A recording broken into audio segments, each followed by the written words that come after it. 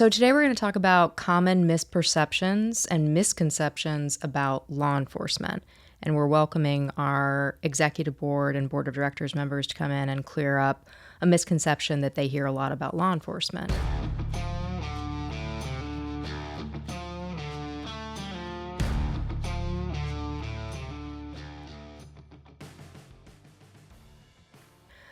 They're all talking in their capacity as members of your executive board and board of directors. They obviously are all law enforcement officers, but they're not talking as members of their agency. For sure. I want to start off with you. So solely in your capacity as the president of Suncoast PBA, what's a misconception that you hear about law enforcement that you want to clear up? Qualified immunity, for sure. Okay.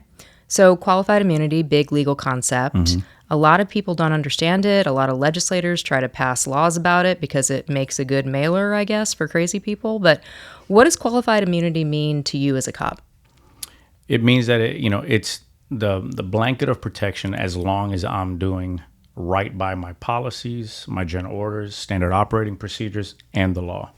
So qualified immunity, just in layman's terms, means as long as you as a law enforcement officer are acting reasonably under the circumstances as known to you at the time, and you're following the general protocol and procedures of your agency and of law enforcement generally, you can't be sued in your personal capacity. Correct. Why is that important?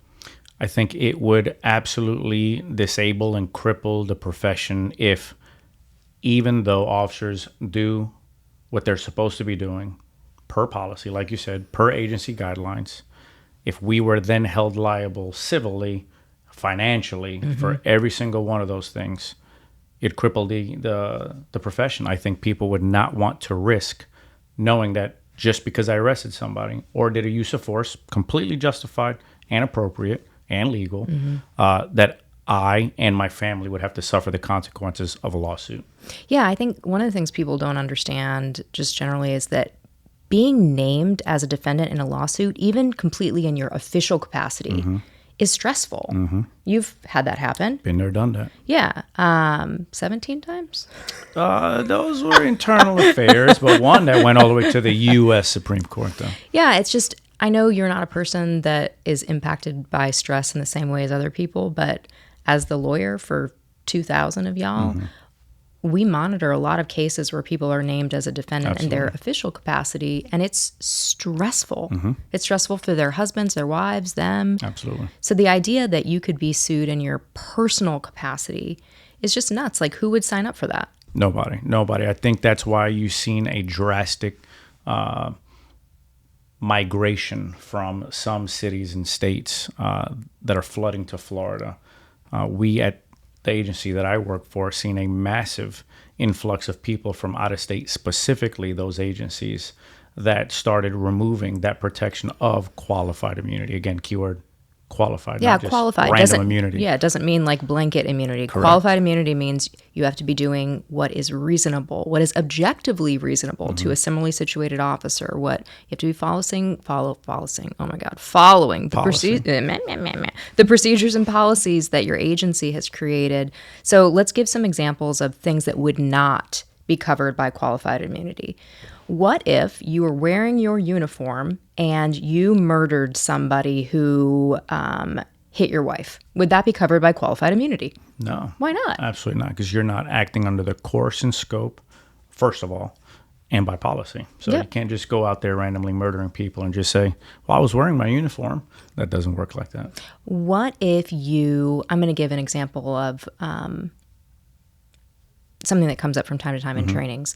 What if you arrested somebody, had a justified use of force, meaning they acted really aggressively towards you, and you needed to escort them to the ground, and you put them on the ground in the grass, and then they let you know that their face was in an ant pile, and you said, oh, sucks to suck, and left their face in the ant pile for an hour? Would you be covered by qualified immunity? Absolutely not. Because why? Because one, that's cruel and inhumane, and how, even though some people think what we do is that's ridiculous. No, there's no policy that's going to allow that to happen, and or any good cop's judgment. Like what we always say, nobody hates a bad cop more than a good cop because they cause us problems. All right. I think that clears it up. Appreciate you. Awesome. Stay tuned for everybody else. Hi, Jonathan. Good morning, Sasha. So you're here in your capacity as a PBA director, and you wanted to clear up a misconception about law enforcement. Yes. Hit me.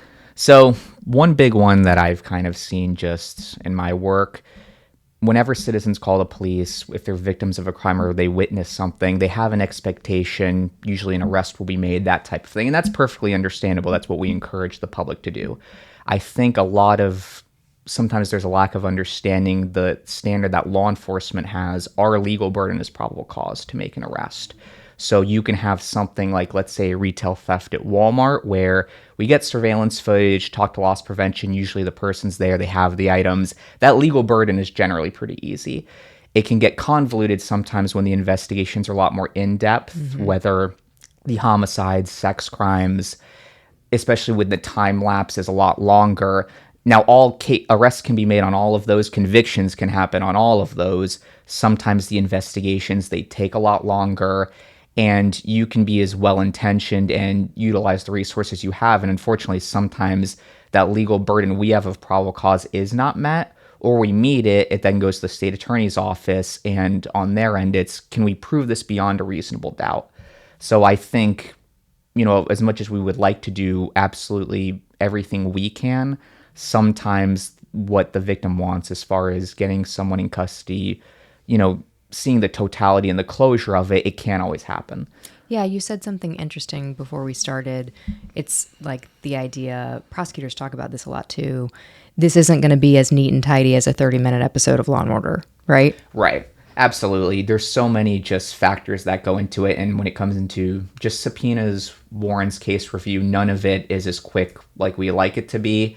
You're talking months, and it's almost like you have the front of the book, the back of it, everything in the middle. And by the time you want to present it, prosecute, and ultimately, essentially the goal, put someone away for a serious crime, you want to make sure everything is correct and detail-oriented as you can be. Yeah, so many of you guys, particularly those of you who decide to do detective work, you do it because you're meticulous and you want the follow-up. And I have to imagine it's really frustrating for you to interact with a victim who thinks that it's super straightforward or that probable cause is the ultimate standard, because there is that misconception about your arrest standard is probable cause, but the prosecution standard, in order for a prosecutor to file the case, take it to a jury and win, is that they have to prove that the crime happened beyond and to the exclusion of a reasonable doubt, which is the highest standard in the legal system. Right. So as a detective, yeah, you want the probable cause standard, but you're prepping your case for beyond a reasonable doubt. Absolutely.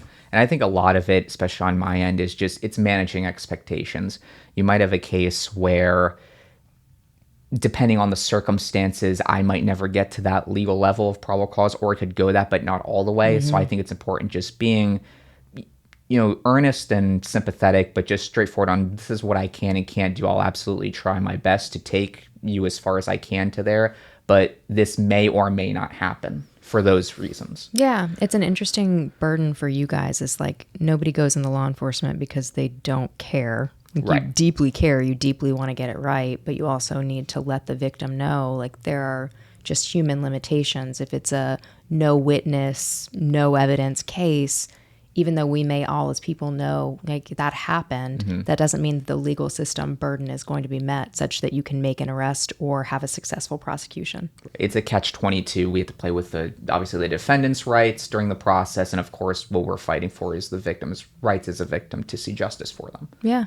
I think that's a great recap. Thank you for clearing up that misconception. Absolutely. Thank you for having me. Hi, Josh. Good morning. How are you? I'm doing well. How are you? Good. I'm happy you're here. Thank you. Thanks for having me. So we're talking about misconceptions in law enforcement today, and you're a director on our board of directors. What's a misconception about law enforcement that you'd like to clear up? Well, I would say probably the biggest misconception for me, at least, is that the assumption that everything we do is criminal. Although that is a big part of what we do, it's not necessarily the majority of calls which we experience, mostly during the day. I mean, our calls range from anything from mental health issues to welfare checks to noise complaints, traffic hazards. And often, a lot of times, people just call us because they don't know who else to call. Yeah, I find that one of the interesting things about law enforcement is that I'm going to use a little light profanity, so watch out if your kids are in the car. Like, all the shit rolls down to you guys, Correct. right? So, like, if there's a problem and it's happening at 3 a.m., you can't call code enforcement. Like, no one's coming out from the city or county at 3 a.m., but law enforcement will. Great point. So give me an example of a non-criminal call that you guys go out to a lot. Well, I'd say a lot. Obviously, your domestic issues. A lot of times people are just calling it because they hear people arguing. It's not illegal to argue. It's not illegal to yell. It's not illegal to have a conversation that's loud outside in your driveway. Unfortunately, we live in a county that's very densely populated. So a lot of people hear other people and assume something's wrong. A lot of times we go out there and it's just people having a discussion. You mean you can't get arrested for yelling at your husband? No, unfortunately not. No, I'm sure my wife would love that one too. Good to know. No, and then there's noise complaints. You know, you got a lot of tourists that are from here. We have a very big tourist population here that comes to Pinellas County for our beaches and for the activities that we have down here. Noise complaints, we get those a lot, especially if you work in those beach cities or some of our contract cities maybe. Noise is a big issue. We always get those all the time. But how do you feel as a person who spent a lot of time developing your law enforcement skills that a lot of the calls that you respond to are non-criminal? I would say I'm very thankful that I've got some good life skills behind me, because I'll give you an example. The other day we had one where somebody calls in, it's probably 9 o'clock at night. They can't get their water turned off in their house. I mean, they're freaking out. They don't know who to call. Just simply showing up there, knowing where the water main shutoff was and be able to turn it off just actually solved the problem for that person. So that's really nice. I would say nothing could have prepared me for half the calls that I've gone to, other than just maybe life experience. Yeah. Yeah. That's super interesting. Like, you almost want to make sure if possible, you're recruiting people that have military experience or they're fully formed adults, or maybe they were Eagle Scouts or Girl Scouts or something, because a lot of it is just like being able to think on your feet. Yep. Every call, I would say, doesn't necessarily have to have a criminal outcome, but every call we go to has to have some sort of judgment. We have to finalize some sort of judgment before we leave that call, whether it be a decision to help somebody with a small minor issue or a problem in a civil case, or a civil matter, or just something that's completely just non-criminal. Having that ability to go out there and assist someone and do things like turn off their water main for them, because they don't know how to do that. That's really nice, Josh. That makes I'm proud of you guys all the time, but I've never in my almost 2 decades working alongside y'all heard about someone turning off a water main. Oh, there's plenty. There's plenty of stories. But I know you guys rescue a lot of animals out of like sewers. I get a lot of like pictures of ducks and kittens. I'm never that lucky one that gets those. You've calls. never gotten No, the I don't cute get those animals. calls. No. All right. Well, noted. I'll be the one that gets the snake call, and I'm just not going to go. Customer service is key, Josh. Yes. Thank you for coming on. Of course. Hi, Scott. Hello. How you doing? Great. I'm going to say your last name the way I like to say it, which is Lennon. You're a member of our board of directors, and you wanted to clear up a misconception about law enforcement. Yes. What is it? Well, regarding the homeless, a big misconception out there is that when it comes to like homelessness, all the police do is just go out and they arrest the homeless people. They don't do anything else. It's just if you get a complaint on homeless, police, all they do is arrest homeless, and that's not true. What is the truth? The truth is, many police departments now are engaging in like an outreach with the homeless. So you kind of get ahead of the problem before the problems come in. You go out and do your own outreach and do a lot of referrals.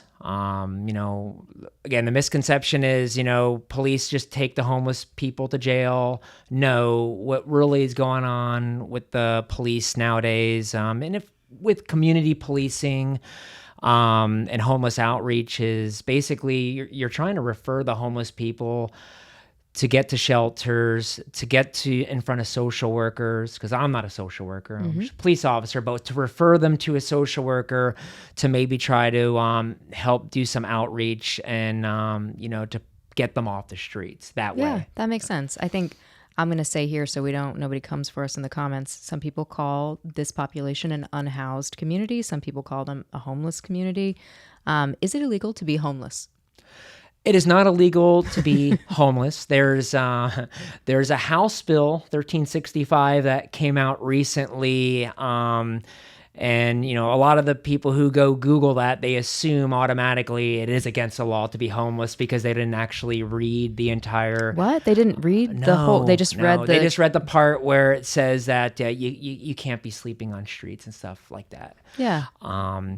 But what they don't know is when that law came out, that was targeting a lot of jurisdictions that had no laws. They had no ordinances in place. They had no shelters. Locally here, that's not the case. Yeah, you guys have amazing shelters that are staffed with lots of people who want to make a difference. Can you talk to me about when you're dealing with somebody that's in the homeless community, do you find that a lot of them are people who are suffering with mental health issues? Yes, I would say close to 100%.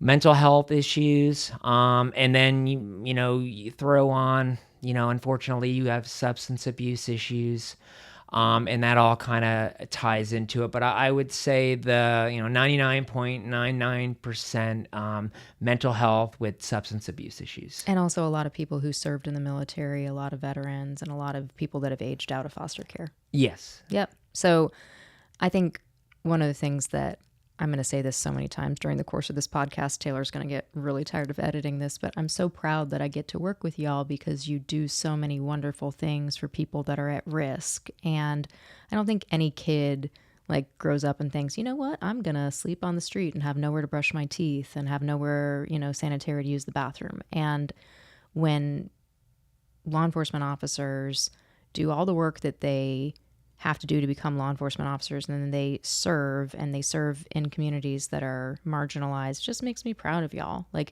I really am so glad that you brought up this idea that law enforcement officers aren't just arresting homeless people for being homeless. That's just not accurate. You're spending tons of time making sure that people know that there are resources available, there are safe places for them to sleep, there are free social workers available to get them connected with alcohol and drug rehab programs. There's free social workers available to help them find housing.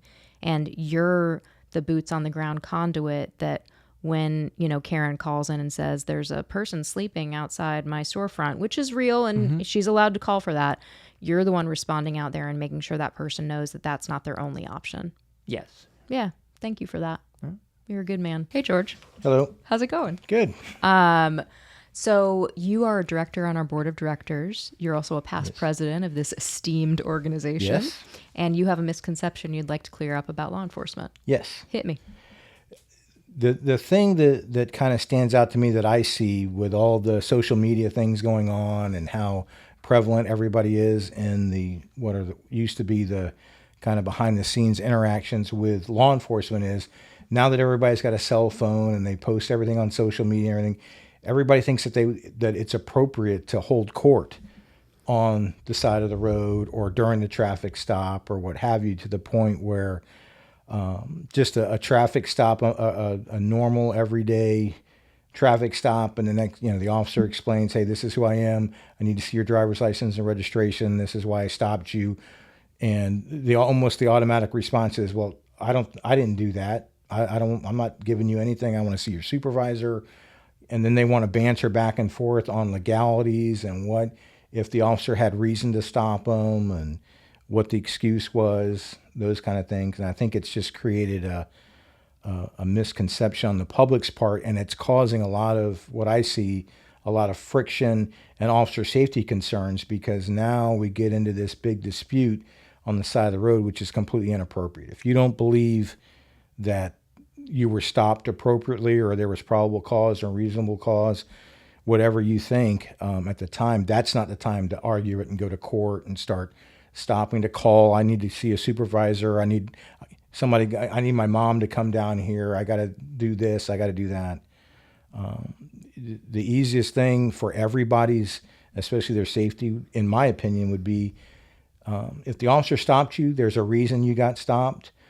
If you disagree with it or don't think that that's appropriate, then there is a system that's set up so you can... What is that system? Well, you can go to traffic court. You can call in and set a date and go to traffic court and argue that. Or if you're getting a notice to appear for some kind of minor crime that you don't think you committed an open container or a minor misdemeanor, you plead guilty and you go to court, and that's where those things are done. Yeah, you plead not guilty, right? Yes. You go to court. Well, and I you would say, like to see you plead guilty. I'm if you got sure. the I'm sure you citation, would. but That yes. rolled right off your lips.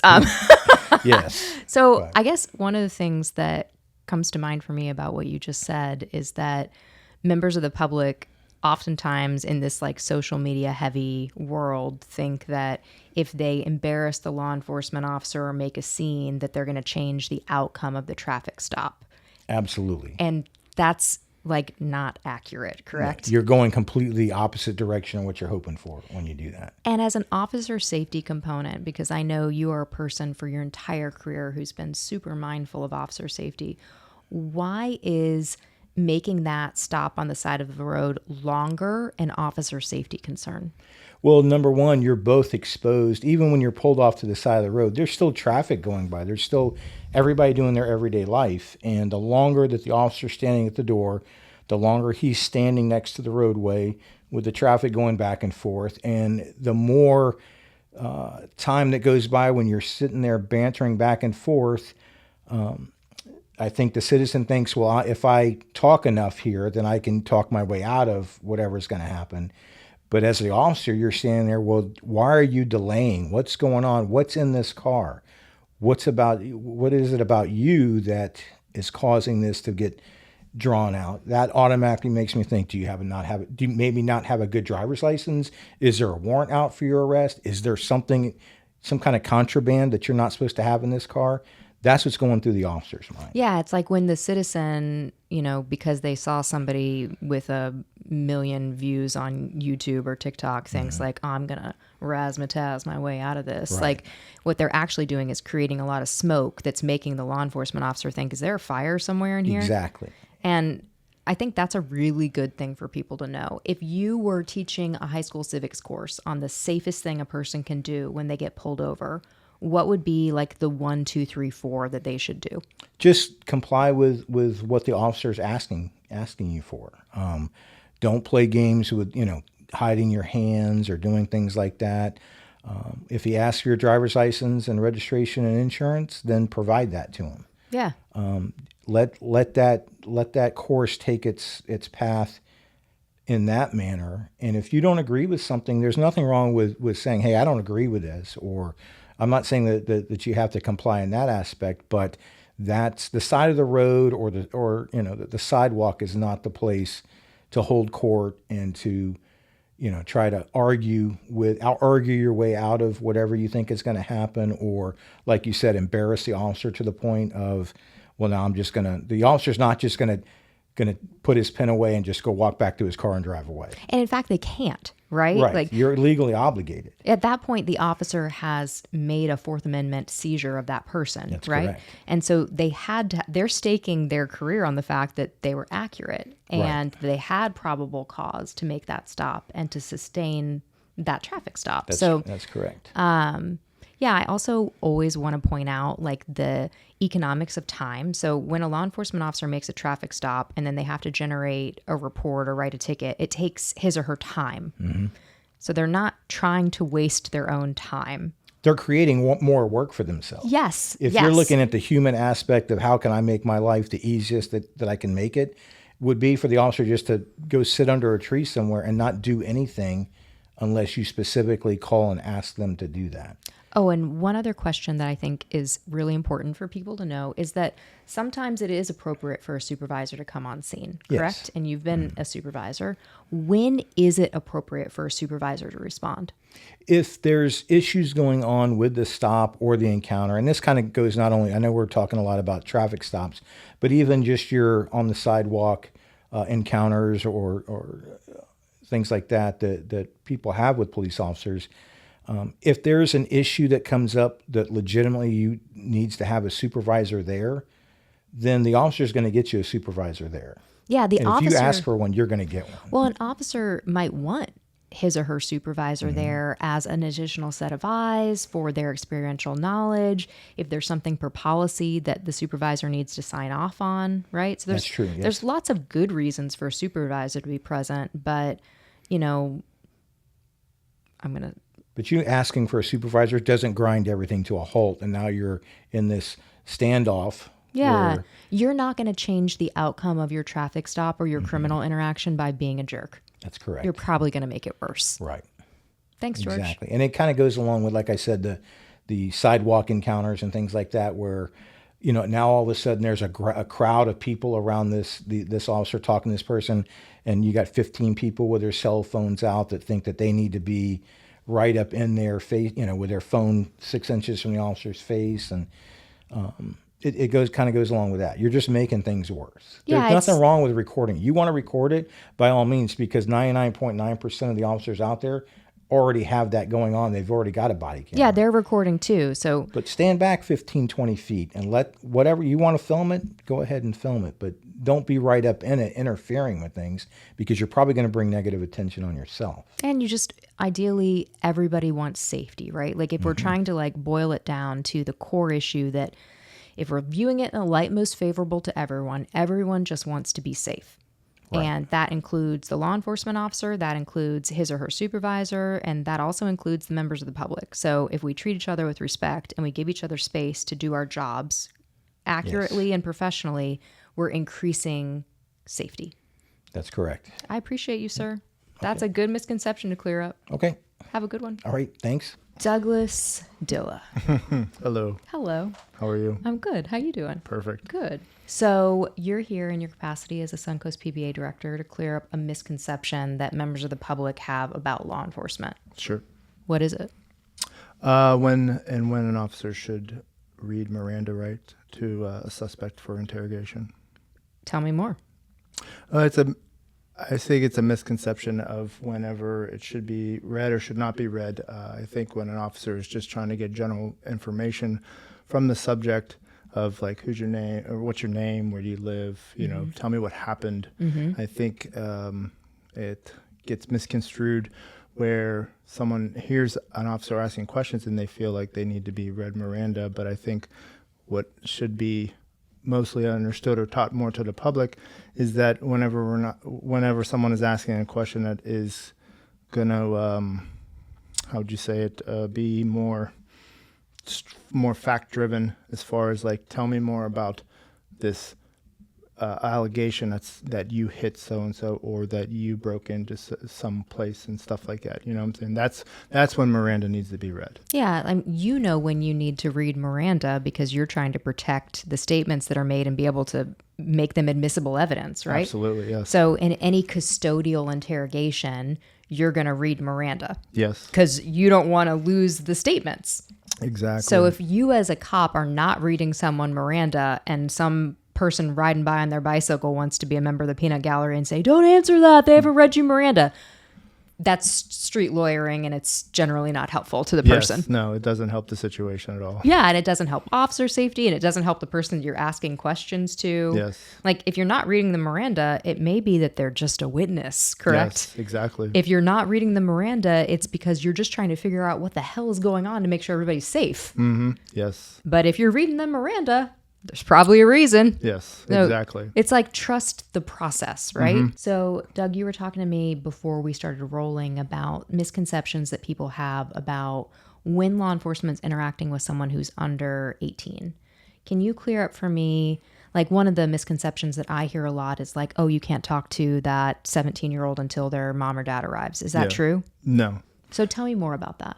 Well, the same thing comes back with the Miranda. A lot of people feel that the parent or guardian needs to be present prior to officers asking any type of incriminating questions or Mirandizing and stuff like that, but that isn't the case. I mean, we do make exceptions where the parent or guardian will be called to let them know, hey, your child is being detained or is arrested, and these are the allegations or these are the charges through our investigation. Yeah, it's all super fact sensitive, right? Like if you had a child who was injured, you're wanting the parents to get there as soon as yeah, possible, absolutely. right? Or if you have a child who just witnessed something traumatic, like you want the parents there as quickly as possible. Yes. Like you're a human being. Yeah. Like I think there's this like huge misconception about law enforcement officers that they don't care. And that nothing in my experience could be farther from the truth. Like you all care in a Yes. way that sometimes like psychologically wrecks you for, Yeah, right. like, yeah, no, for sure.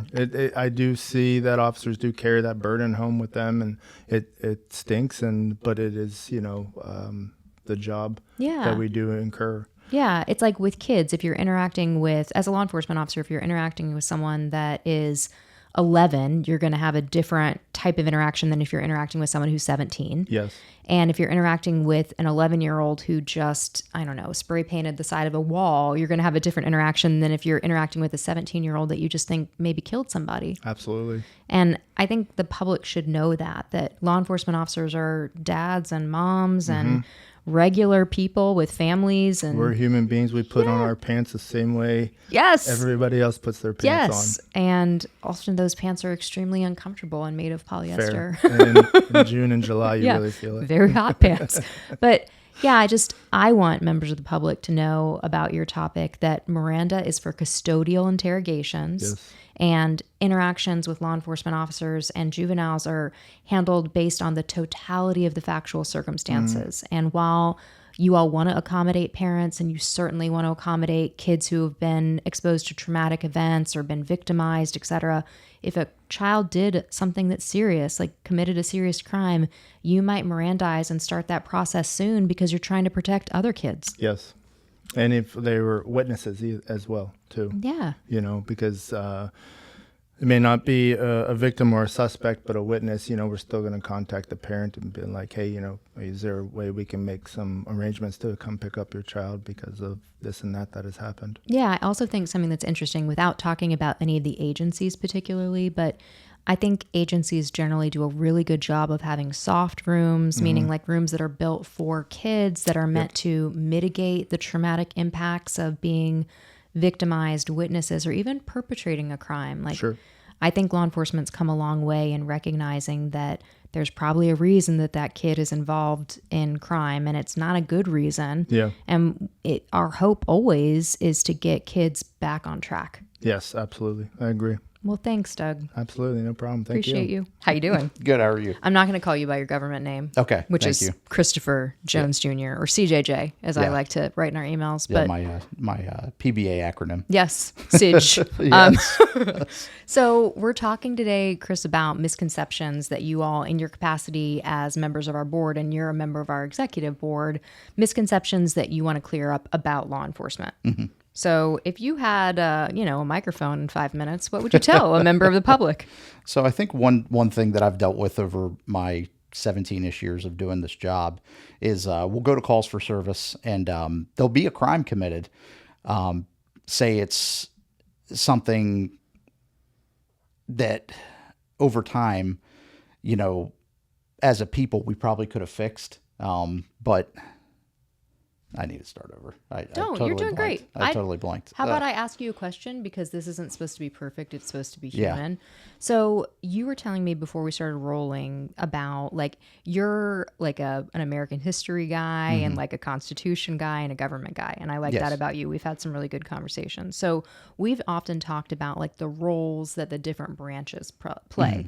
And law enforcement is a part of the executive branch. So you all execute on the laws as they are written. You don't get to write the laws. That's correct. And Yeah. members of the public often want to argue with you that law is dumb. Yeah, and a lot of the time, we might agree. Yes. I can say, for example, one law that, it's kind of silly to me that this wasn't already arrestable, on the spot, was exposure of sexual organs. Yeah. I can tell you over the years, I was a beach cop for the majority of my career. God bless you. Before I went inside. So over the years, I've worked some cases where people have done some silly things, and I've gone out and dealt with some true victims of that crime. And having to tell an adult lady, hey, I realize that the two of you both saw this man commit this crime, but I can't arrest him today because that's the way the law is written. Yeah, because I didn't observe it happening. Correct. Right? Yeah. I have to follow up and send it to the state for further Exactly. investigation. Yep. And So back in about 2020, they changed that. That's so, good. So now not just juvenile victims, but adult victims also, we can arrest a suspect on that crime.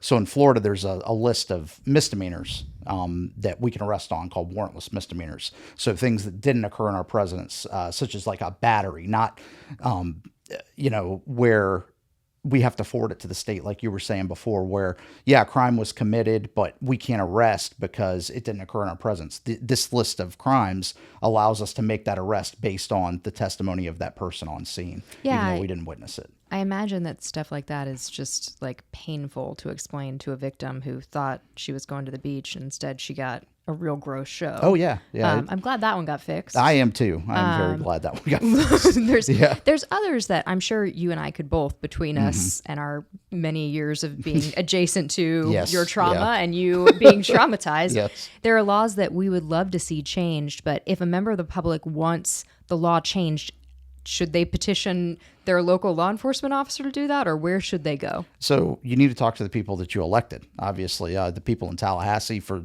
the majority of things. And then obviously if it needs to go to the federal level, you need to talk to your congressman at that U.S. level. But Congressperson, Chris. Congressperson, I'm sorry. You should Excuse me. be. I am It's 2026. silly me.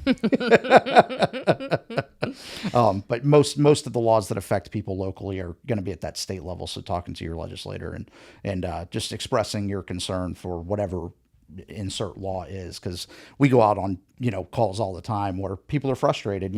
But we tell them, hey, that this doesn't mean we're not doing anything. We are forwarding this to the state, but most people expect to have that. They want to see. standard. They want to see handcuffs. They want to see the cop show. Yeah. They want to see that person put in handcuffs and put in the back of a police car.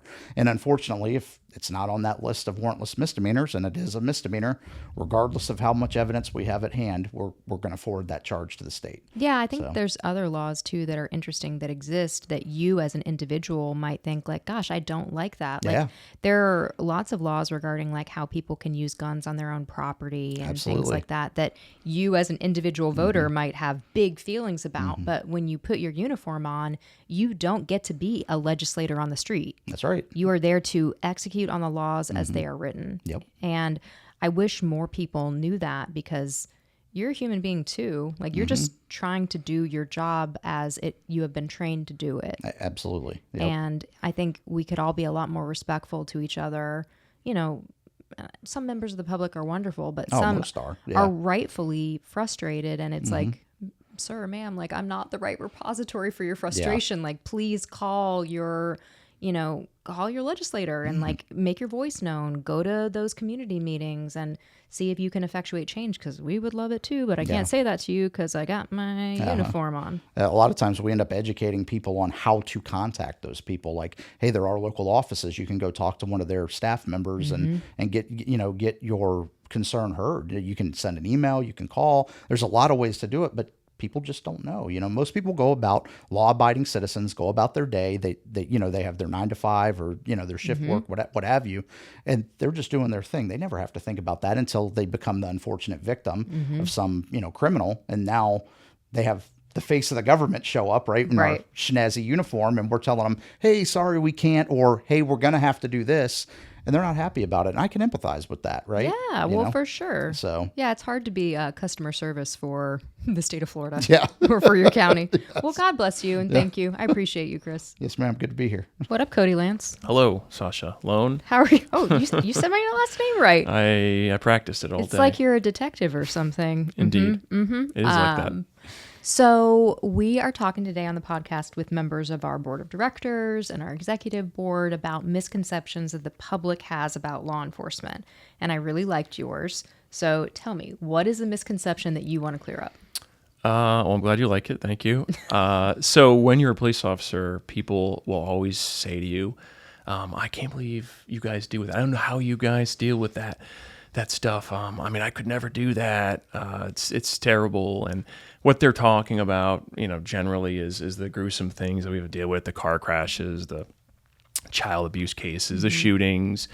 And that is all difficult stuff to deal with. But I think from my experience and a lot of people I know's experience, the stress that I see people going through is the same type of work stress that your average person goes through, which is related to issues with coworkers, issues with bosses, issues with subordinates, and all of that sort of thing. And it can drive you just as mad or stressed or anxious as any normal person can.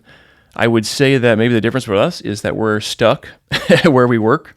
Can you explain that? Because I don't think the public understands like pension-based systems for municipalities. What do you mean you're stuck?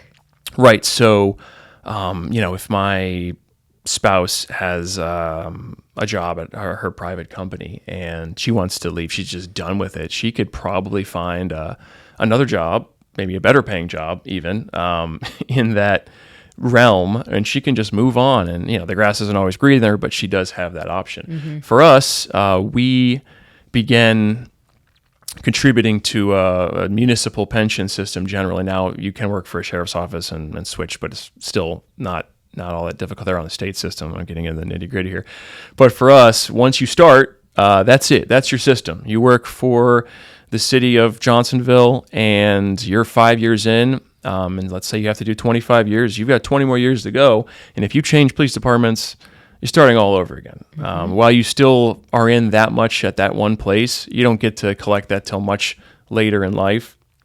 And so there's a lot of pressure to stick it out and keep with it, because this job kind of works best when you get into it young and you get out in your, late 40s, early 50s, because the body can only do so much. And so if you have issues that really stress you out, you can feel extra trapped compared to a normal person. There really isn't a lot of other options. If you're in a place, county like ours, where we have many city police departments, you're probably going to stick it out and stay with there. So if you're on that list, you might have a rough 20-something years ahead of you. Yeah, it's interesting because you have to find ways to change careers inside your own agency, unless you're going to make a financially pretty significant decision to leave and to start over again. Right. Yeah. Which right. I can't imagine. I think you and I are both in our 40s. The idea that I do have portability. I don't want to go anywhere. I love what I do, but I can be a lawyer in lots of different places, right? I also don't earn a pension. Not that your pension is the keys to the castle, because I'm now very intimate with it, and it's frankly not that great. But it is something that your family can count on. And I don't know. It is really interesting how you guys kind of do, and I mean this with love, but get stuck.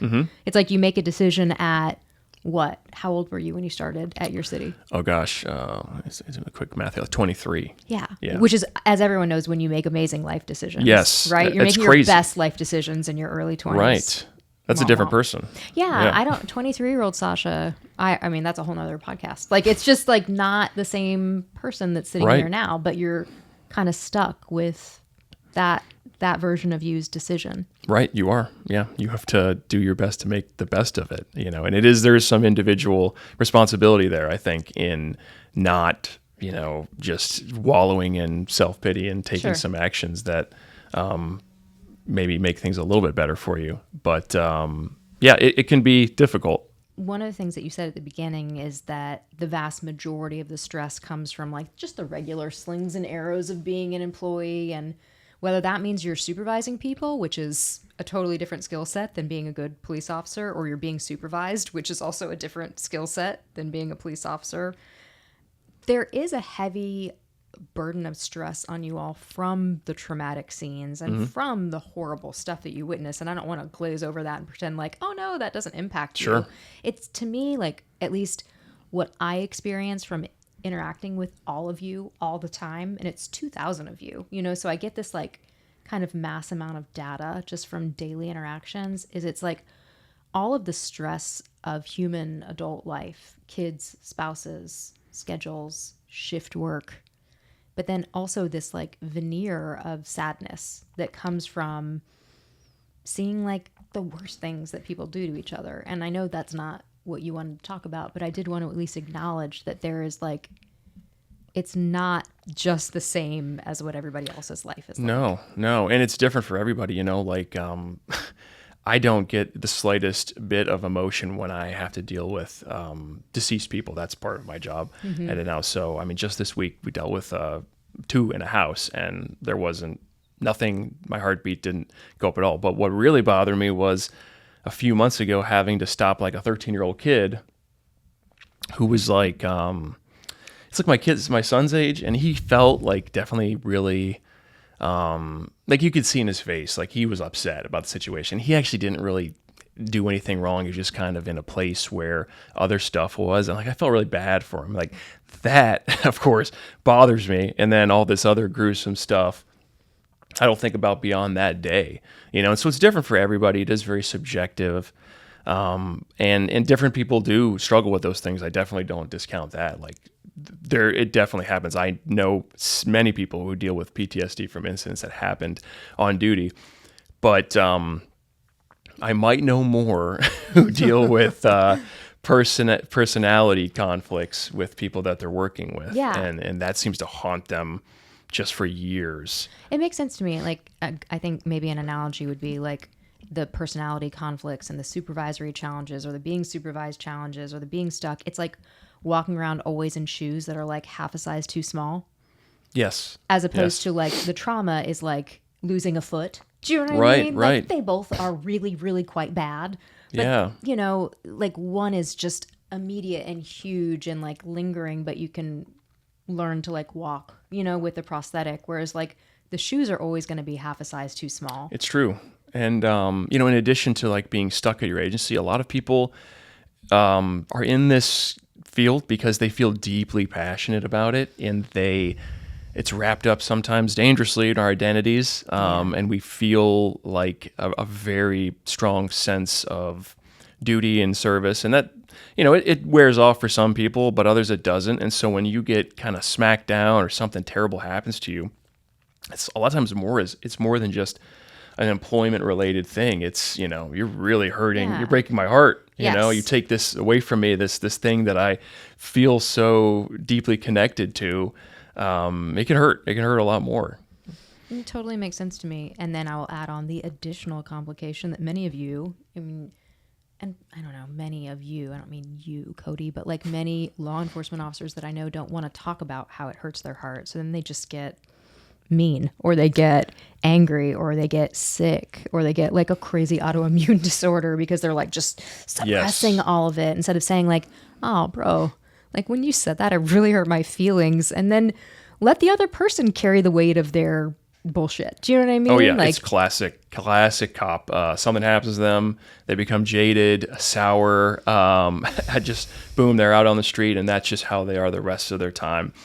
And personally, it sounds crazy, and people would slap me for saying this. If you can actually learn to forgive whoever the person is that's harmed you, I mean, it feels so much better. Just let it go. I agree. I've written this down a lot, but like sometimes in my mind I forgive, but I also like really hope that person gets like catastrophic diarrhea. Do you know what I mean? Like, Yes, I hope they yes. find themselves on like a long stretch of road with no available bathroom, and the combination of like my faith and forgiveness with my deeply flawed humanity and hoping know. they shit their pants, it's like what I needed for catharsis. Oh, I've been there. So may all of your enemies poop themselves today, Yeah, Cody. right, okay. And you can forgive them, but I will wish them diarrhea. All right. All right. All right, Thank thank you you. for your time. Anytime. Hey, Mike Ward. Hello.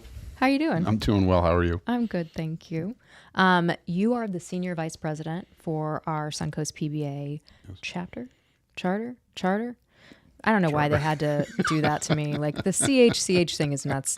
So you are the number 2 in our organization to John and our command staff structure. And we're talking today with members of the executive board and board of directors about misconceptions that the public may have about law enforcement. Okay. And I know about you that you are extremely zealous about legislative changes for officer safety and officer training. Yes. So talk to me about a misconception that you think the public has about law enforcement training. Well, I think one, and it's no fault of their own, but I think that the public has a misconception or a belief that we continually receive training, specifically in our high liability areas, that being driving, firearms, defensive tactics, and first aid.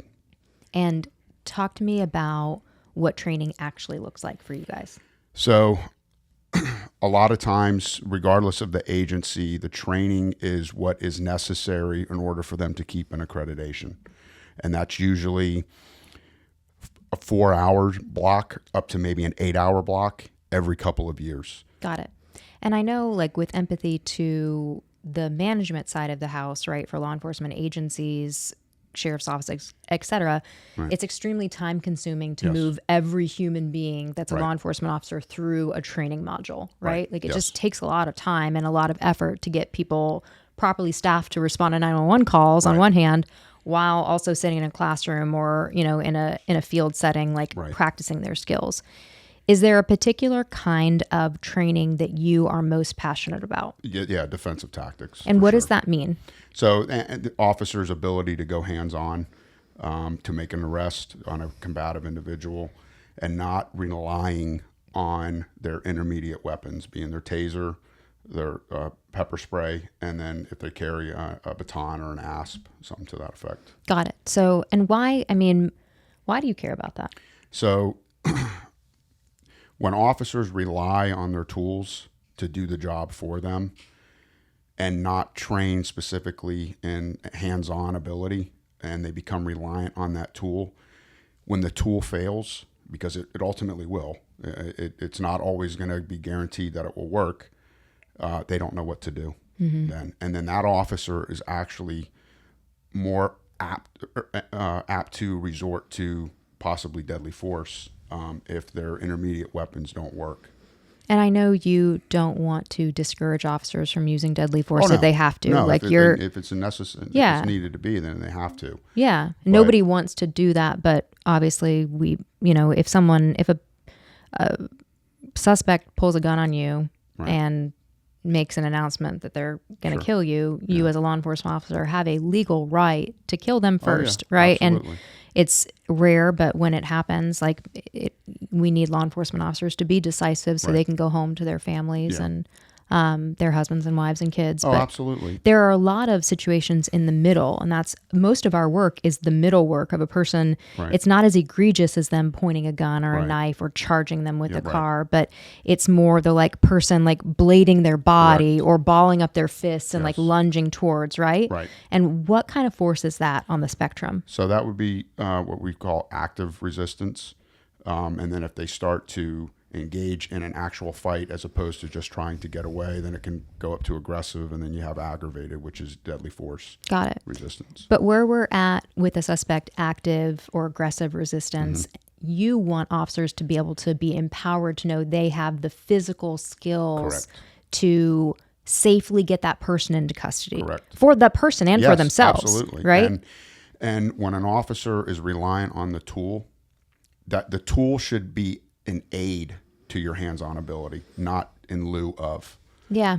It's a really interesting point. It's also an interesting point because this career spans so much chronological time in a law enforcement officer's life, right? Yes.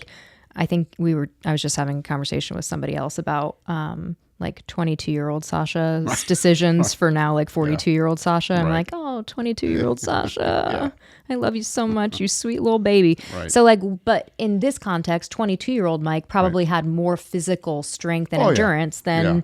40-something-year-old, right? Yes. So there's a power to the public knowing that continuous training for law enforcement officers allows them to hone their skills to where their physical body is at Correct. in the aging process, right? Yes. And with the, the defensive tactics that I'm most passionate about is a grappling art, whether it be Brazilian Jiu-Jitsu, wrestling, what have you. That's going to cause, it's less injuries for the officer. It's less injuries for the suspect.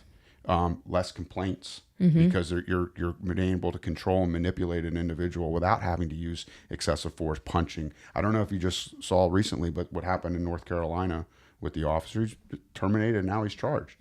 Regardless of how you feel, whether the officer acted appropriately or inappropriately, maybe it could have been different. Maybe he could have controlled. I wasn't there, so I don't want to judge the officer's actions, but maybe it could have been handled differently by just trying to control that individual as opposed to striking. But what drives me crazy about it mostly is we are expected to be able to react in a certain way with an ability where we are trained, but we don't train our officers. So then we expect trained results on an untrained officer. And this is what happens. Yeah, it's an interesting, I don't agree or disagree with you. I'm not well positioned to agree or disagree. You're the defensive tactics expert. I'm just a lawyer that's, continually traumatized by you all and et cetera. But I wanted to clear up too, you said, excessive force like strikes. And I just want to make sure that we're clear since this is recorded and I know you are so vigilant about accuracy.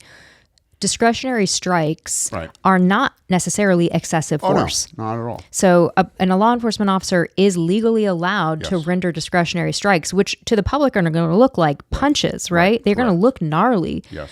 But if the suspect is not revealing their hands and the officer thinks that they're going for a weapon, if the suspect is trying to punch the officer, Right. like the officer doesn't have to say, "Sir, please stop punching me. I would really appreciate it if you would Right. stop pounding me in my eyeballs." Like Yes.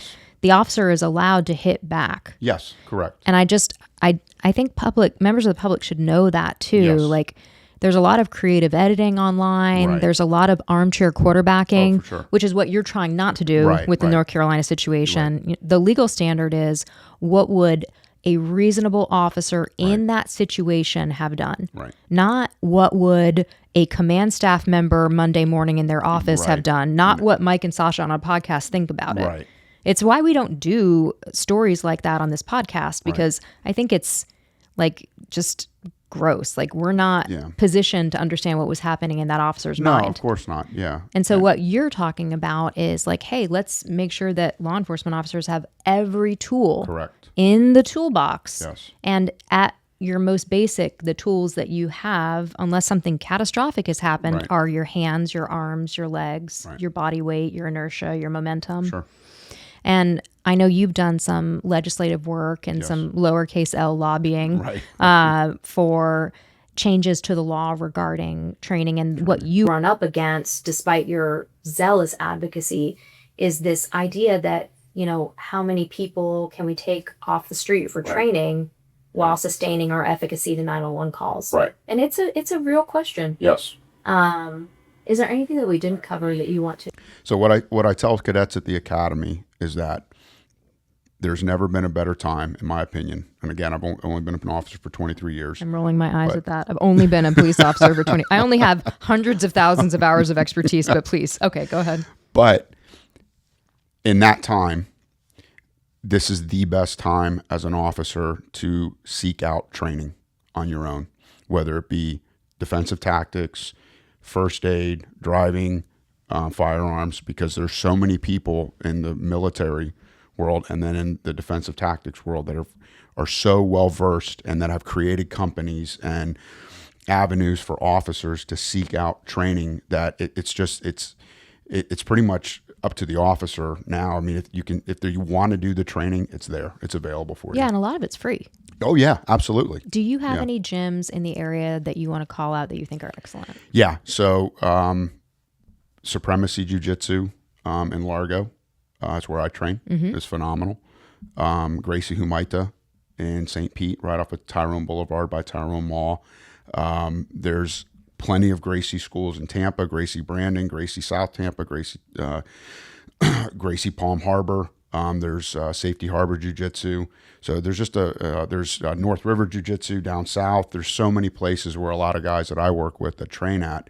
And me personally, I have noticed a huge difference in their ability in the unit specifically that I work in since they have started training. That's awesome. So I want to call out too the Clearwater Blue Foundation. Yes. At CPD does jiu-jitsu Right. training in-house for Clearwater Yes, officers. absolutely. And that foundation, Clearwater Blue Foundation's done a lot for bringing defensive tactics training in-house for Right. their guys and girls.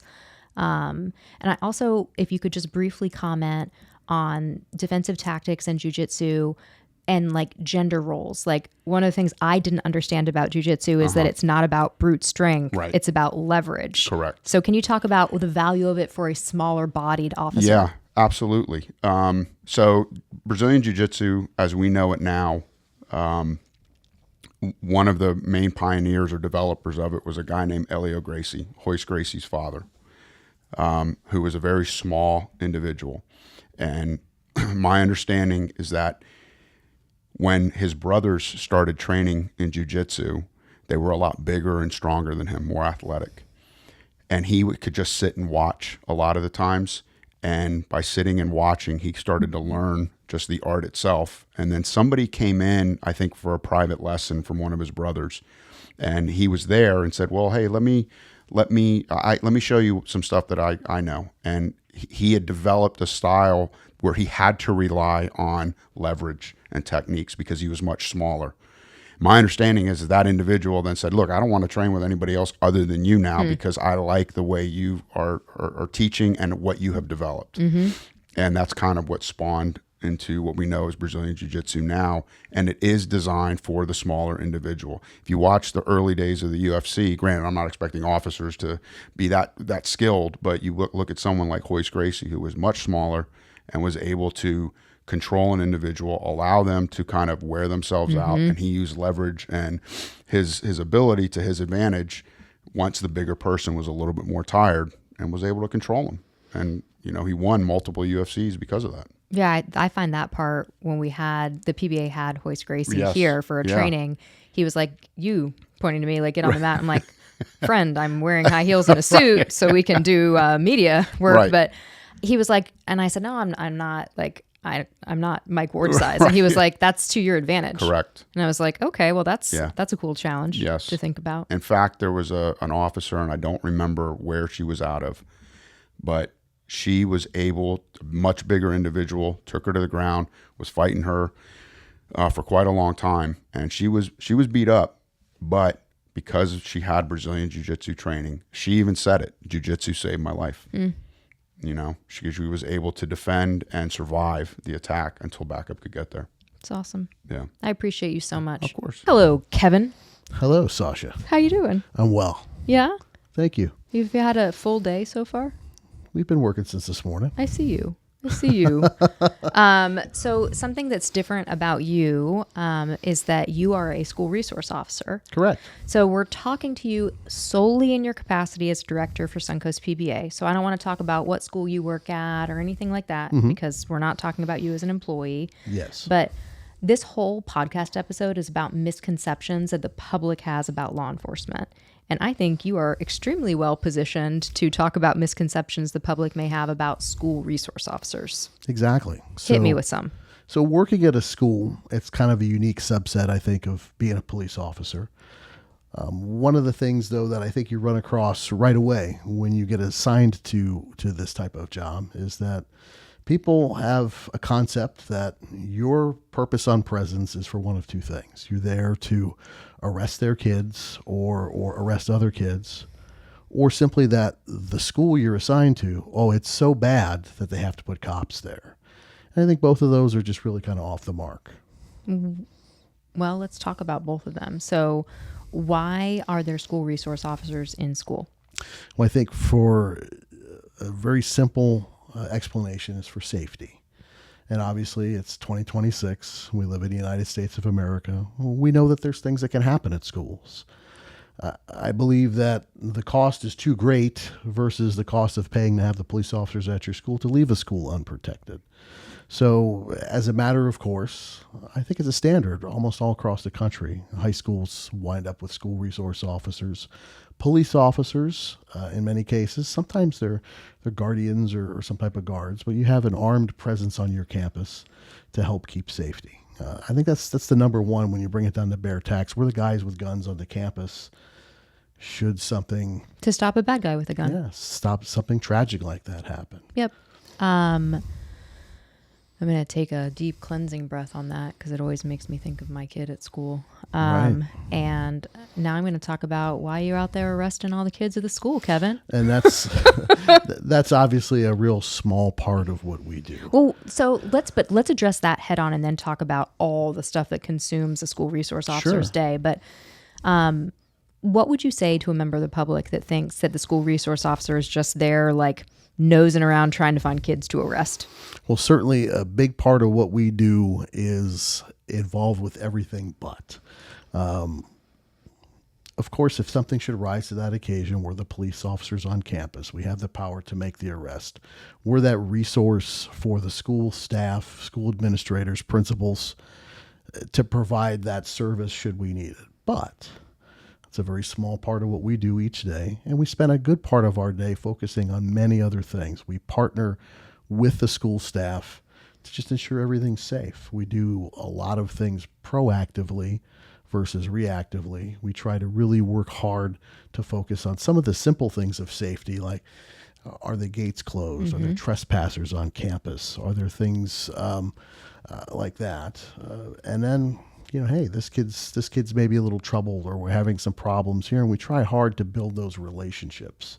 As you can imagine, walking around with a uniform and a gun on campus, you kind of stand out, and sometimes it's one of those things where you have certain kids that maybe are drawn to you, and other kids that aren't, and we try to bridge the gap between all of those kids, as well as the teachers, the administrators, even the custodial staff and everything, to just be that resource for all of them. Should they have questions about safety, security, maybe they want to share something that's going on. Building those relationships, that's what helps keep your campus safe. I love that. I don't know that I have like really strong memories of my school resource officer from high school, but when I started trying cases as a prosecutor in the 13th Judicial Circuit in Hillsborough County, I walked by him and we both looked at each other. I was in a full suit, and he probably hadn't seen me since I was 18, and now I'm whatever that was, 25. And he was like, "Sasha, what are you doing?" And I was like, "It's a good reason. Interesting. Yeah. I'm here for a good reason. I'm not here for a bad reason." But it was a bond. Like, we knew each other by face. Sure. I felt safe when I saw him. He remembered me by name. It was a nice feeling, like a nice liaison between law enforcement and, those kids. I think when you work as a police officer, as a resource officer, that's one of the things that you get out of the job, being an SRO, is you get a lot of those positive contacts and relationships. Yeah. You are such a positive, fun, kind person. Thank you. I know this is career number 2 for you in terms of tours of duty. Can you talk to me about like a memorable experience that you've had with a kid as an SRO, or how you would want to be remembered as an SRO?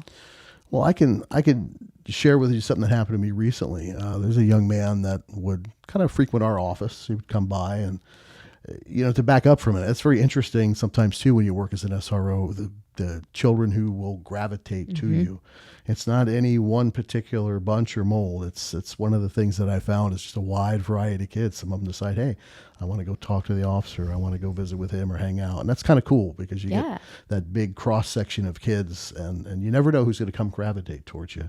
But I ran into a young man outside of school. He had graduated probably about 4 years ago. He made a point when he saw me working a detail outside of a church. He came over and he spoke to me. He had finished a vocational program and was a welder. He was doing very well for himself. Awesome. But he had told me, and I recall that he was probably not the highest academic student. He was a good kid, but he was kind of lost as to which direction he was going to go. And I know I spent considerable time with him, talking with him like I probably would have one of my own sons about different options and things. And I know we talked about vocational track for him versus other things. And I know we talked about P-Tech for him versus other things. And he wound up going to Pinellas Technical, becoming a welder. And that's what he was doing. And he was successful. But he told me, as we were talking, he said, "You were probably the first one to ever share with me that kind of track was an option." And I know, he subsequently followed up with his guidance counselors and his parents and things like that. But I thought, well, hey, I'm glad that we could get you on a track towards something that worked well for you.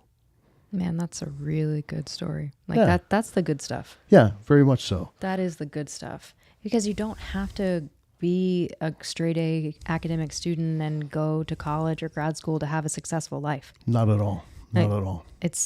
But you need somebody to tell you that, like if you're in a school setting where the only way to be successful is to get good grades, to have somebody in an authority position say like, "Hey man, there's other ways to have a good life." Yeah. And I think, for me, to some degree, it's background. I've got kids that are out of college. I got kids that are in college. We've been through that in my household. We've got, that experience, my background as a parent as well. Plus, I was that kid one time trying to figure out what I wanted to do. So I think some of that lends to, being a good SRO. You've got a little life experience. You know how to relate to these kids. I know how to relate to them as a parent. But, I was that kid one time too. So it's kind of cool to see all those pieces come together. You're such a good egg, Kevin. Thanks. I appreciate you. Thank you for coming in. Thanks a bunch. Hello, Jim Campbell. Hello, how are you? I'm good. How are you? I'm good so far. Yeah?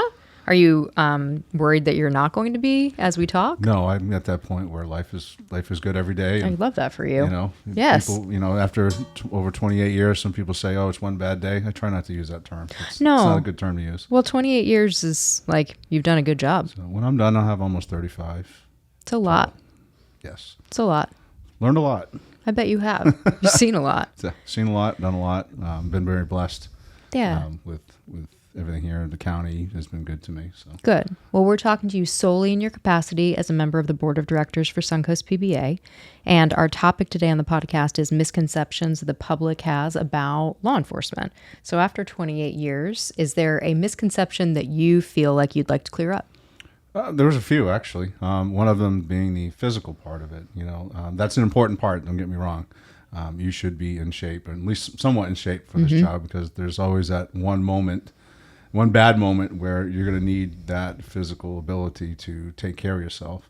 It doesn't happen often, but it's going to happen. If you're doing your job, it's going to happen.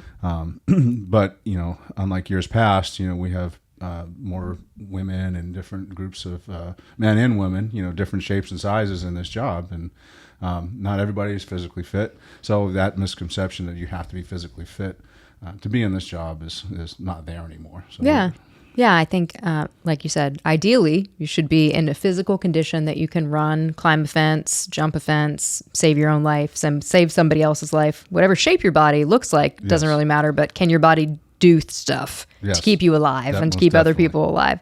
What are the skills instead that you think that have actually moved the needle in your career? Well, I think a lot of people don't understand that there's just more to the physical part of it. As technology has taken over a lot of our job, and not in a bad way, but we've had to learn more about computers. When I first started, we had the old mobile digital terminals, and it was kind of a dummy. I have no idea what a mobile digital terminal is. So basically, it was just basically a dummy computer. You turned it on, it lit up right away, and you could log in, and you were in service. Now, going through the years of different agencies, whatever, computers started taking in. So you have different login systems, report writing systems. Now, with technology the way it being, we have the in-car tag reader systems and license plate, the driver's license, and different crash report writing systems. And there's just so many different apps and everything that have come into play that technology, you really have to be up to speed with that. So let's start again. I actually want to move your mic a little bit. I want to obviously move my mic a little bit closer. I want to get you to talk about those EQ skills and emotional intelligence. You're talking a lot about computer equipment and stuff, and that's interesting, but I think the public would actually prefer to know, what makes you a good cop? And I'm not going to phrase it like that because I don't think you'll answer, but... no, I mean, actually, that's an important question. I mean, because a lot of people think it's... Let me clap. Should we clap back in, or are you good to just pick up? All right. Through the years, you have to use a lot of empathy. There's state laws, there's guidelines, there's agency policies, and yes, we have to adhere to those. But you also have to use a lot of common sense, and hopefully you have had the life skills, or I'm not saying you have had to go through bad things or anything, but everything I've been through in my life has played a part in how some of my decision making, Of course it has. Because, the woman driving down the road who's got a suspended driver's license, got 6 kids in the car, she's literally going shopping, and you stop her, and giving her a ticket is not going to help her solve the problem. Help them get through the problem by explaining, hey, might want to pay this off. This is what's going to take you to get your driver's license. We'll try to get them that way. You could say, well, you should have given them a ticket. They shouldn't be driving. Shoulda, woulda, coulda. Shoulda, woulda. But you have to have that empathy, and it goes for a wide range of calls. There are calls that you just don't have choices. It's domestic violence and all that. That is just pretty cut and dry. Those are state statute driven. But there's a lot of everything as a police officer or a deputy sheriff. You have the ability to impact people's lives in a positive way, and in a negative way also. So that's where that part of it. Yeah, it sounds like the misconception that you want to clear up is law enforcement is more than just a physical job. Correct. Law enforcement, to be a good law enforcement officer, you have to have empathy. Talk to me about emotional intelligence. I know they're kind of tied in, but they're a little different. So emotions can get in your way real quick if you don't know how to control them. Depending on calls, I have certain things that I'm emotional to that I have to, when I step on unseen, I have to control that, and I have to work through it in my head. But sometimes it has to be real fast, you know. So that's what I mean by the emotional intelligence part. You can't let that override what you're supposed to be doing as a police officer or a deputy sheriff. Yeah, it's almost like an extreme level of self-awareness. Yes. Like you have to know, okay, and there's obvious stuff, right? Like if you have kids and you're going to a child abuse call, it's good to know before you step out of the car, like, okay, my kids are safe. I am okay. I'm going to do everything I can for these kids, but I can't punch this guy in the face. Like that is not right. not going to be a solution that is available to me. I've watched people that have worked for me. I've watched people that I work with, you know, they have gotten emotionally charged with it. And especially as a supervisor, you know, that's where I have to step back, take them and make them step back and either pull them away from it or give them a second to regroup and then send them back in to be able to do their job, you know. And unfortunately, I think the emotional part is just something that you learn as you go. Yeah. That's not a class you can take. You can be taught how the signs and the things that come up and maybe how to coping mechanisms to deal with it, but until you're submersed into it, you know, then that's when it.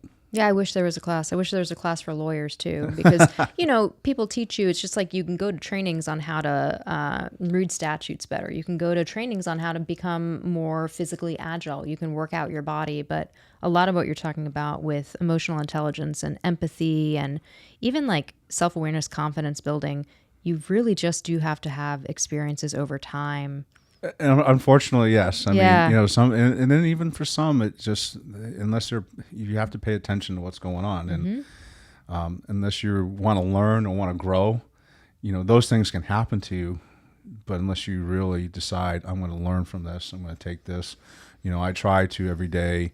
At the end of the day, because I usually have a long ride home, so I have a lot of time to reflect on things that happen, and some of my decisions I make usually are better the next day because I've had time to reflect and not let emotion or anything like that. Yeah. Well, you've given yourself space to like digest the events of the day. Yes. And that has nothing to do with your physical body, except that your brain and your nervous system are inside your physical body. Right. So you do want your physical body to be operating well. But yeah, I found your prompt, like that misconception, to be such an interesting one, which is, hey, public, like, yeah, like we carry a gun belt and we wear the uniform and our physical body is part of the command presence, but our emotional intelligence, our empathy, our confidence, our communication skills, those are the things that change. Communication's a huge one. Oh, yeah.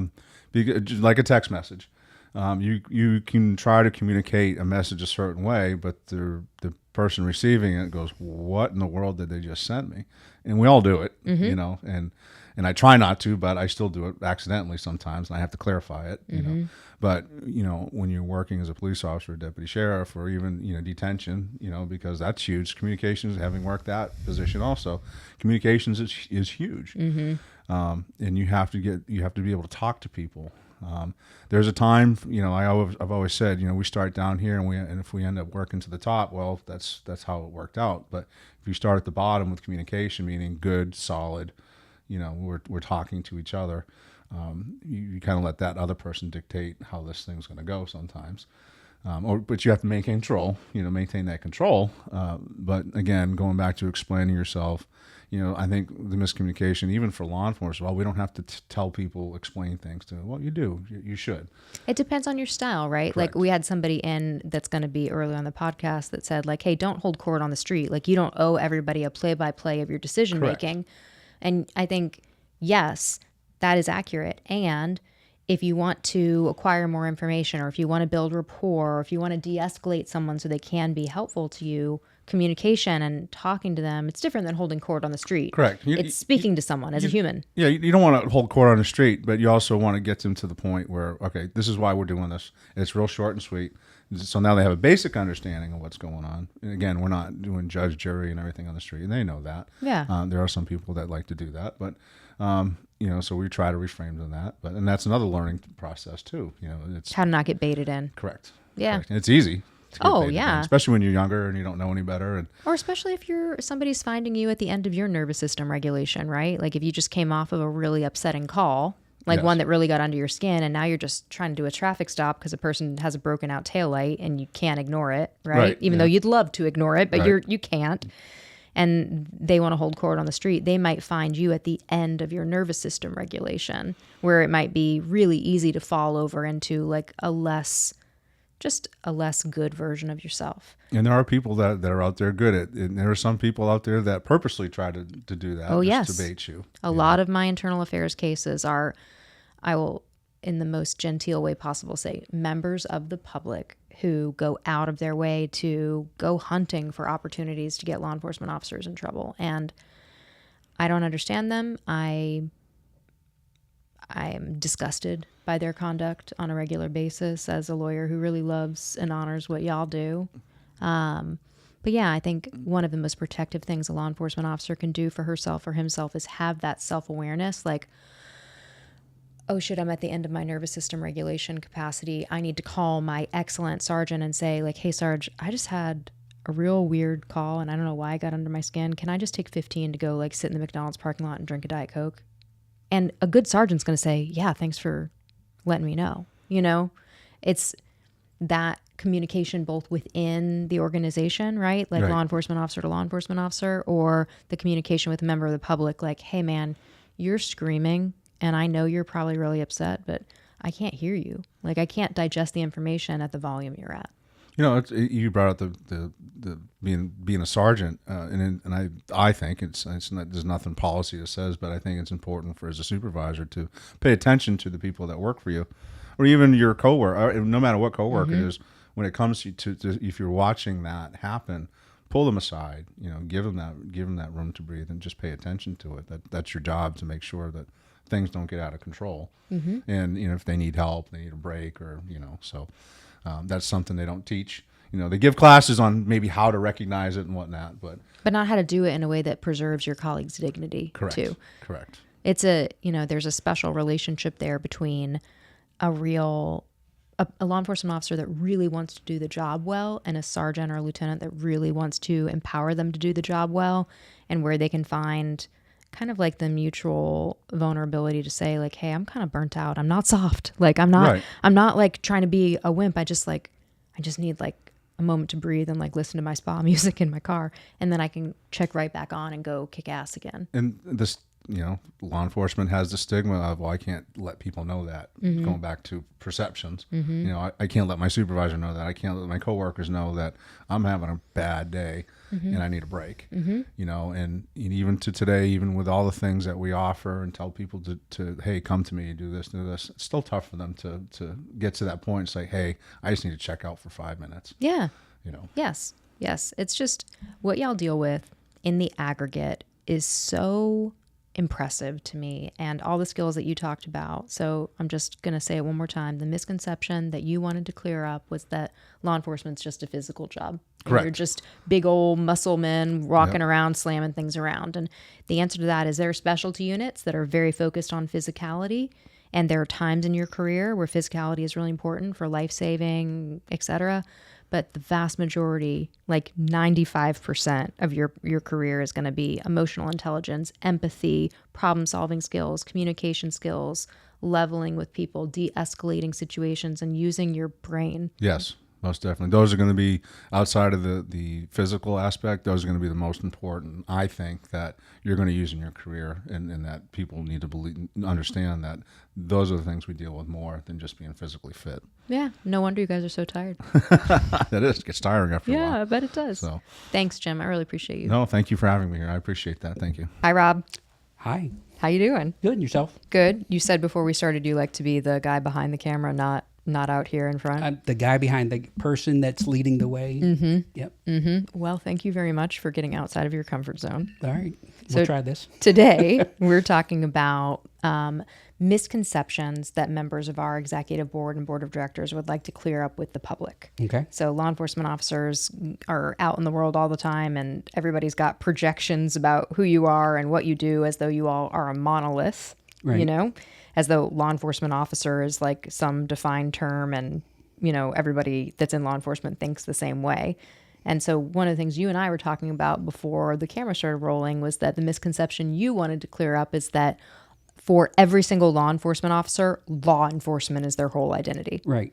And that doesn't work the same for me. Yeah. Talk to me about that. I'm in it for the public safety. I want to be there for the public when I'm on the job. When I'm home, I'm Rob. Now, if I see something out in the outside world that I can respond to and assist with, absolutely. But for the most part, I'm a husband, father, at this point, a grandfather. I've changed my life just to be there for my son. I left the Coast Guard for it so I could be a father because I was gone all the time. And then fell into this career afterwards. So, talk to me about your career progression. And I don't want to talk about your agency because you're here just in your capacity as a member of the board. But without naming the agency, talk to me about the progression that you've had in your law enforcement career. Well, it started out, I went into the Coast Guard in 93, worked my way through down there, went to my A school, became a gunner's mate in the Coast Guard. What does that mean? I worked on weapon systems and small arms. Cool. So did that, but also back in those days, we were under the Department of Transportation, where it's Homeland Security now. So I was a gunner's mate that did law enforcement. So I was on the big cutters both times I was deployed and did law enforcement, counter narcotics, alien interdiction, and fisheries law enforcement, majority of my career down there. That's neat. So if I wasn't on a ship, I was attached like certain other units where I wasn't necessarily doing direct law enforcement, but I was in support of law enforcement where I was a group gunner's mate in Coast Guard Key West. So me and one other person had to do all the weapons training for 10 110s, 3 small boat stations, and the Coast Guard Group Key West. So we're looking 160, probably like 300 people. We had to do weapons training for the two of us throughout the entire Key West sector down there at the time. And then you had your little boy. Had my son when we were still stationed up in Boston, attached to a boat. Hardly ever saw him, deployed all the time. Get down to the Keys, kind of same thing, working all the time. And rumor was they were trying to put me back on another cutter before my land time was up. And I was like, I'm done. It's time for me to be a father. And then we ended up from Key West back up to here where my first duty station was, where I met my wife. Got it. And how did you decide on law enforcement from the Coast Guard? I've always wanted to go in law enforcement. That was a big factor for me actually going into the Coast Guard. I liked their mission, search and rescue and maritime law enforcement. So I directed my career path when I was in the Coast Guard to be able to get into the law enforcement footing. And then little lull between the Coast Guard and the Sheriff's Office. I was working for a yacht company when I first got out, when I first found a job. And then 9/11 happened. And then I felt the pull to go back into law enforcement. So I got in right after in 2002. I started with the Sheriff's Office. Wow. How long is your total career between Coast Guard and SO? I'm in over 31 years in uniform so far. So it's incredible. I think that's what makes the misconception that you want to clear up so remarkable, is that you've spent the critical mass of your life in a uniform, but you don't feel defined by your law enforcement career. No, I just, like I said, I want to be me. You got to have that separation. You got to have that decompression when you're off the job. And if you're going to constantly take it with you wherever you go, you're not going to fully decompress.